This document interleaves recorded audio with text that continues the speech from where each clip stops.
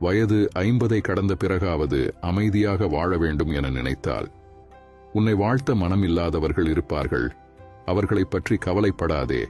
நீ எதை செய்தாலும் அதில் ஒரு குறையை கண்டுபிடிக்கக்கூடிய மனிதர்களும் இருந்து கொண்டுதான் இருப்பார்கள். அதையும் பெரிது பண்ணாதே. உன் லட்சியம் எதுவோ அதை நோக்கி பயணம் போ.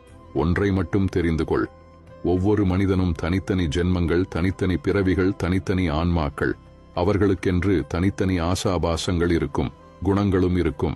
அதன் வழியில்தான் அவர்களின் பயணமும் இருக்கும். அவர்களை ஒழுங்குபடுத்துகிறேன் என்று வேதனைகளை சுமந்து கொள்ளாதே. அவர்கள் போகும் வரை போகட்டும். போய் ஒரு அனுபவத்தை பெற்ற பின் திரும்பி வருவார்கள். அதுவரை நீ பொறுமையாக இருக்க வேண்டும்.